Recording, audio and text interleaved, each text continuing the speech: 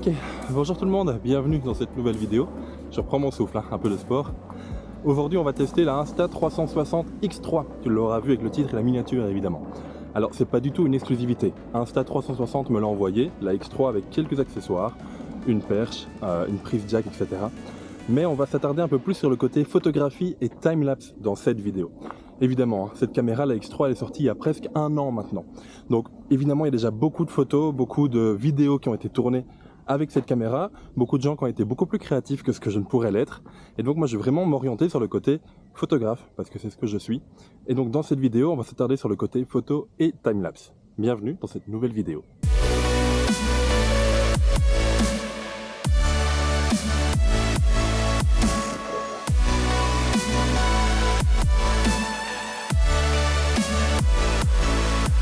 Bon, au niveau vidéo, on a quand même pas mal de possibilités. Ici, je filme avec le capteur mono objectif, donc juste avec un seul objectif en 4K 25 images par seconde, avec le son directement pris depuis le boîtier, sans aucun micro externe. C'est quand même plutôt pas mal, hein. J'ai déjà fait quelques tests en journée, ça rend plutôt bien. Ici, comme à mon habitude, je suis monté sur un terri à un coucher de soleil, et pendant que je prends des photos avec le XH2, eh bien, avec un petit trépied, je vais poser la Insta360 et puis faire tourner le timelapse. Je pense, à mon avis, prendre un intervalle de 2 voire 3 secondes. Et le timelapse enregistré par le boîtier, il est directement en 8K. Et c'est directement une séquence vidéo, c'est pas un ensemble de photos que je vais pouvoir traiter indépendamment. Ce sera une vidéo que je vais pouvoir exporter en log et que je vais pouvoir après venir traiter sous Premiere Pro, on verra ça ensemble. Alors juste, même si je ne vais pas en faire ici, mais cette caméra, la Insta360, elle permet quand même pas mal de choses. Elle permet déjà, comme son nom l'indique, de filmer en 360 jusqu'à 5,7K, 30 images par seconde. Ici, je peux également filmer avec juste un seul objectif et donc filmer jusqu'en 4K 30 images par seconde. Je peux faire un peu de ralenti, jusqu'en 2,7K, il me semble, à 100 images par seconde. Quant au capteur photo, eh bien, il est annoncé sur papier à du 18 millions de pixels et je peux faire également une photo en 360 jusqu'à 72 millions de pixels. En RAW. Bon, je ne sais pas trop ce que ça va donner, j'imagine que ça va être un globe que je vais devoir importer sous Lightroom, je ne sais pas du tout ce que ça va donner, on verra ça ensemble après, mais j'ai quand même hâte de le tester. Je vais me concentrer ici pour prendre 2-3 photos et puis lancer le timelapse, et on se retrouvera un petit peu après, quand il fera déjà beaucoup plus sombre, histoire de voir comment se comporte la dynamique dans des moments où il y a beaucoup moins de lumière. Bon, on est parti, je vais laisser la caméra ici avec le petit trépied, je vais quand même reprendre la perche, et puis on va avoir normalement le soleil qui va se coucher avec tous les nuages qui vont tout doucement disparaître. On va voir ce que ça va donner avec la caméra, elle est positionnée et je vais lancer l'enregistrement. Moi de mon côté, je vais aller faire des photos, on va voir ce que ça va donner d'ici, à mon avis, une petite heure.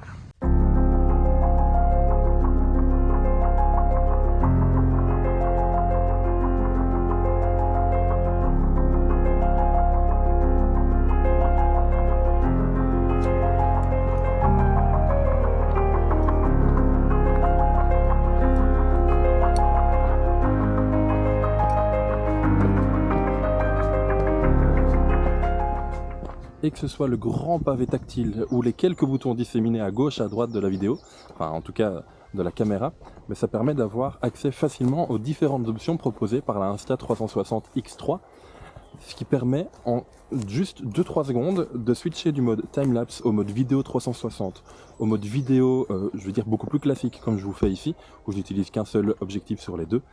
Bref, ça permet de varier les plans, et varier les plans c'est juste le secret pour avoir une vidéo bien dynamique. Tout ça, pour une petite caméra qui est juste dans sa poche, c'est quand même pas mal pratique. J'ai mis la caméra beaucoup trop loin, et donc on voit pas grand chose, alors qu'en faisant 10-15 mètres en plus, on a une belle vue. Je me dépêche parce que le soleil se couche.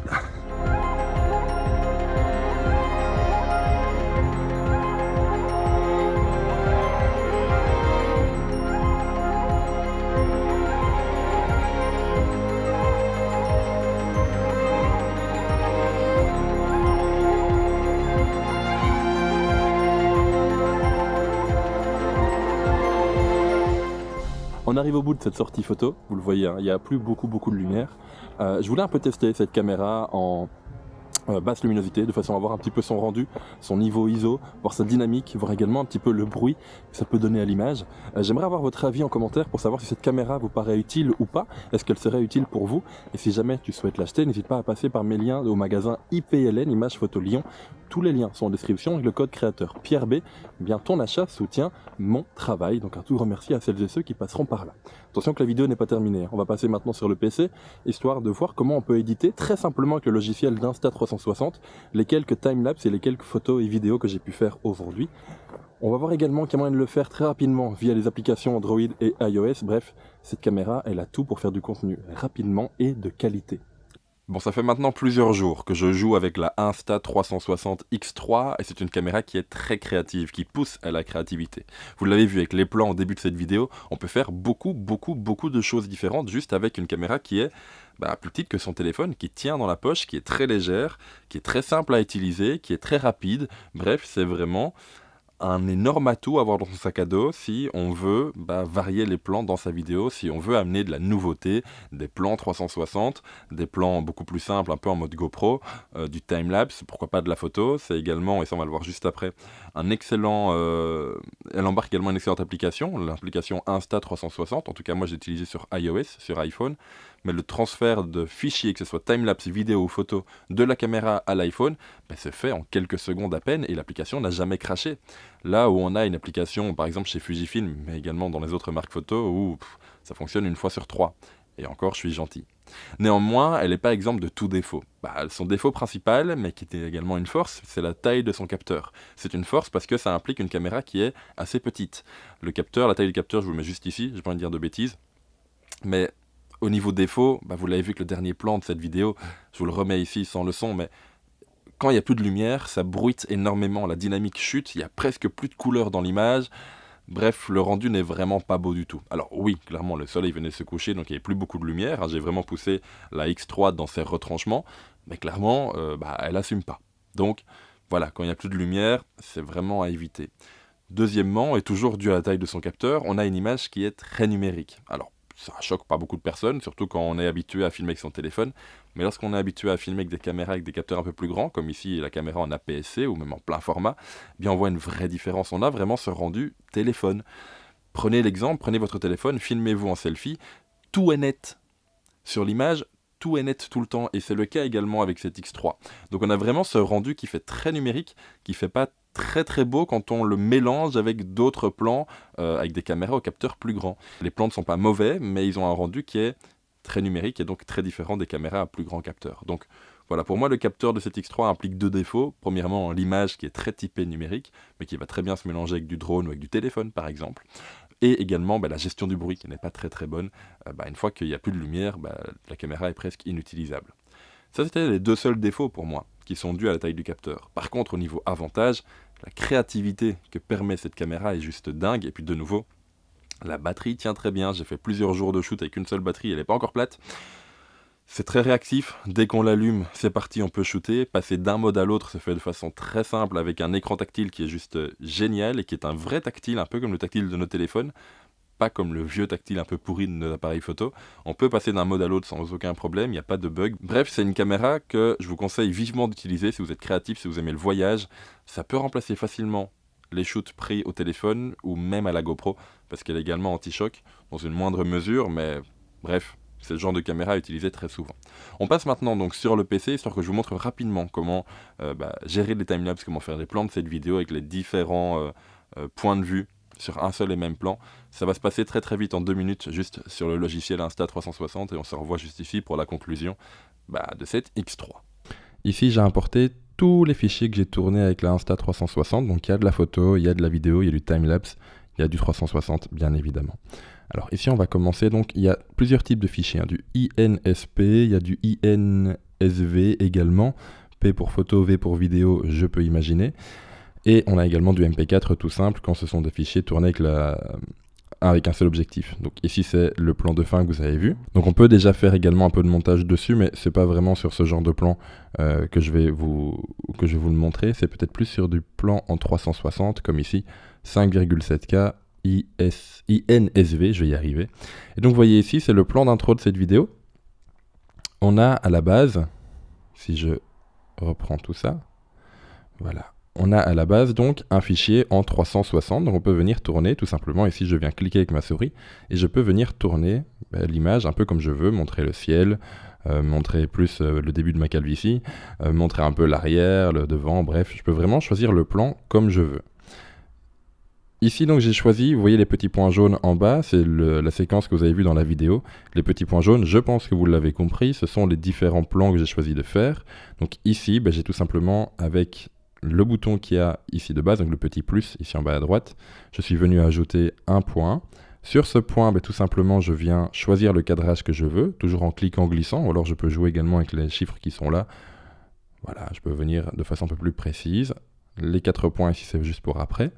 Donc moi j'ai commencé comme ceci, j'ai donc mis play, voilà, histoire d'avancer un petit peu. On a ce troisième point ensuite que je suis venu mettre ici. Alors là où de base j'étais en vue naturelle, donc une vue beaucoup plus classique, ici je suis passé en mode Tiny Planet pour vraiment avoir le sol en mode planète et avoir le ciel tout autour. C'est un effet créatif qui peut être un peu sympa, mais attention de ne pas en abuser non plus pour ne pas tomber dans le kitsch. C'est valable à chaque fois pour tous les effets créatifs. Ici pour le troisième, je suis repassé sur une vue par défaut, une vue qui est un peu plus déformée, d'où l'œil de poisson je peux imaginer. La vue naturelle est quant à elle beaucoup plus droite. Et hop, je suis repassé par après sur... Je vais zoomer un petit peu ici dans ma timeline, voilà. Je suis repassé ici, non pas sur le Tiny Planet, mais sur le boule de cristal, donc il y a un peu l'inverse. Sur le Tiny Planet, on avait vraiment le sol qui venait former une boule. Ici, c'est vraiment une vue en globe qui peut être également un peu plus créatif, mais voilà. Au niveau de ma préférence, le Tiny Planet est vraiment devant avec la vue naturelle. Donc, ici, dans ce logiciel-ci, on peut déjà commencer un pré-montage séquence par séquence. Et une fois que la séquence est terminée, donc on peut mettre le début et la fin. Une fois que la séquence est terminée, on vient tout simplement ici à droite sur commencer l'exportation et on a quand même pas mal de choses. Il faut savoir qu'on peut l'exporter déjà en ProRes 4.2.2. Donc c'est le plus haut niveau de débit. Je ne vous le conseille pas toujours, ça dépend un petit peu de vos projets. Le H264 ou 265 peut faire l'affaire, mais avoir accès à du ProRes 4.2.2 peut être vraiment sympa. Il faut savoir que donc en 360, je viens filmer en 5,7K. Donc ici, pour la vidéo que vous venez de voir, j'ai à chaque fois exporté mes séquences en 4096 pixels de long, de façon à pouvoir matcher un peu avec toutes mes autres séquences, tournées notamment au XH2 ou au drone. On peut évidemment noter le nom du fichier, le chemin, etc. Bref, voilà. Une fois que c'est fait, sous Premiere Pro, je peux importer mon plan. Ça, c'est la vidéo que vous êtes occupé à regarder. Je peux importer mon plan, le plan numéro 2 ici. Et je peux tout simplement cliquer sur Play. Et on peut voir que tous les mouvements de caméra sont déjà faits grâce à l'application Insta360 Studio. C'est valable également pour du timelapse. Alors, je ne sais plus lequel j'ai pu faire également. Il y a celui-ci où j'ai simplement fait un dézoom. Ça, c'est quelque chose de très simple qu'on peut faire également via Premiere Pro directement. C'est pas très très compliqué. Est-ce qu'il y en a d'autres ici ? Voilà, pareil pour un timelapse. Ici, tout simplement, un des timelapses de la vidéo que vous venez de voir. Vu que c'est un timelapse pris en 360, je peux également, comme pour la première vidéo, venir choisir ce que je veux. Alors ici, il n'y a plus beaucoup de lumière, donc on peut voir qu'à l'arrière, ça devient un peu compliqué. Je vous conseille toujours de viser vers la lumière. Petit conseil pour éviter un peu le bruit et la dégradation de l'image. Mais sur des timelapses, on peut voir à chaque fois, les icônes sont différentes. Pour les timelapse, c'est une icône d'horloge, tout simplement, pour le temps qui passe. Sur les timelapse avec un peu plus de lumière, on peut voir qu'on peut venir tourner ici. On peut venir dézoomer si l'on veut, toujours en venant sur le point. On peut venir changer l'angle de champ pour venir dézoomer. Et donc pour choisir son cadrage, attention, si vous dézoomez, vous risquez de voir le trépied que vous utilisez, surtout si ce n'est pas un trépied d'Insta360 comme c'est mon cas, c'est un trépied de Manfrotto. Donc il apparaît bien à l'image, là où la perche par exemple n'apparaît pas. Il y a également d'autres petites choses comme ça. Voilà, ici on peut voir que ma main tient la perche, mais on ne voit pas la perche. Donc voilà, c'est aussi un plan que vous avez vu au début de la vidéo, où à plusieurs reprises, je suis venu mettre des points clés de façon à pouvoir tourner l'image, à ce que je sois toujours cadré dans l'image. Mais vu que c'est un plan 360, je peux toujours tourner autour. Alors au niveau des photos 360, donc INSP cette fois, ici je n'ai que très peu d'options, je trouve. On peut toujours recadrer, on a toujours accès au carré, 1 sur 1, où on peut cadrer en 9/16e, parfait pour les réseaux. On peut cadrer en 16 neuvième, 4 tiers, etc., etc. Mais je trouve qu'au niveau de l'édition, au niveau de l'editing, je n'ai que très très peu de choix. De nouveau, un peu comme la vidéo, j'ai le Tiny Planet, toutes des petites choses comme ça. Mais à moins que je le mette... Ah, le panorama peut être sympa, n'empêche. Dommage que celui-ci ne soit pas géré. Mais à moins que je le mette sur un logiciel de retouche comme Lightroom, par exemple, eh bien je ne sais pas en faire grand-chose. Et ici, si je l'exporte, au niveau du type d'exportation, je vais être un peu calé. Je ne sais pas sortir de RAW, je ne sais pas sortir de TIFF depuis directement le programme. Et on peut voir ici, une fois que j'importe directement les fichiers dans Lightroom, à moins que moi je loupe une étape, ce qui est hautement possible, mais je n'ai pas d'option pour venir aplatir l'image. Donc la seule option pour ne pas avoir ce cercle, pour ne pas avoir cette vue 360, c'est de venir recadrer dans l'image, mais au prix d'une grosse perte de qualité. Donc voilà. Pour la photo, si je la publie directement de l'application via mon téléphone, ça c'est bien. Si je la publie directement sur mon téléphone via l'application, ça c'est bien. Mais par exemple, ici, la retraiter directement sur Lightroom, ça va vraiment pas donner quelque chose de sympathique. Pareil ici, la photo qu'on vient de voir dans Insta360 Studio, elle apparaît très bizarrement dans Lightroom. En tout cas, pour moi, c'est complètement inexploitable. Donc, à moins qu'il y ait une option dans Lightroom pour gérer les fichiers 360, et je ne la connais pas, donc s'il y en a une, n'hésitez pas à me le dire dans les commentaires de cette vidéo.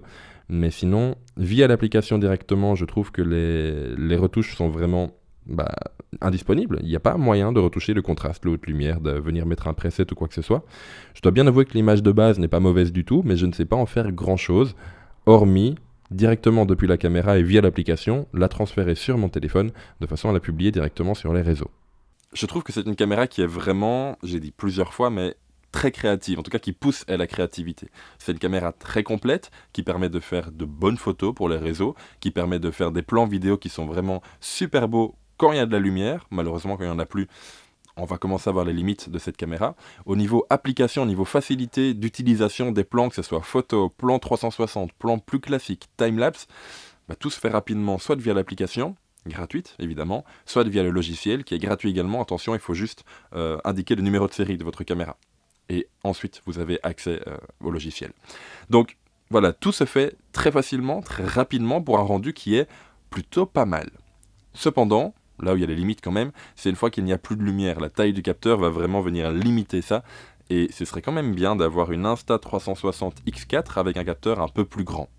Je sais qu'il existe des modèles, mais au niveau du prix, là-dedans, je suis un peu perdu. Et puis, je dois bien vous avouer une chose, je ne connais pas très bien les gammes. Chez Insta360, c'est ma première. Et clairement, je pense qu'elle va venir, moi en tout cas dans mon sac à dos, pour vous faire des plans beaucoup plus créatifs et pour pouvoir varier les plans pour dynamiser les vidéos que vous voyez sur cette chaîne YouTube. Encore un tout grand merci à Insta360 de m'avoir envoyé cette X3, j'espère que le test vous plaira. Si c'est le cas, n'hésitez pas à laisser un j'aime, un commentaire et pourquoi pas à partager cette vidéo. N'hésitez pas également, si vous souhaitez craquer pour cette Insta360 X3 ou pour tout autre matériel photo, à passer par les liens en affiliation en description de cette vidéo, qui sont affiliés du coup au magasin IPLN. Votre achat ne vous coûtera pas plus cher, mais permettra de financer mon travail, ce qui me permettra moi de vous faire de plus en plus de vidéos. Un tout grand merci à celles et ceux qui passeront par là. Nous on se retrouve très rapidement pour une prochaine vidéo. D'ici là, sortez, faites des photos, faites des vidéos, mais surtout faites ce qui vous plaît, c'est le plus important. Et puis à la prochaine tout le monde. Ciao.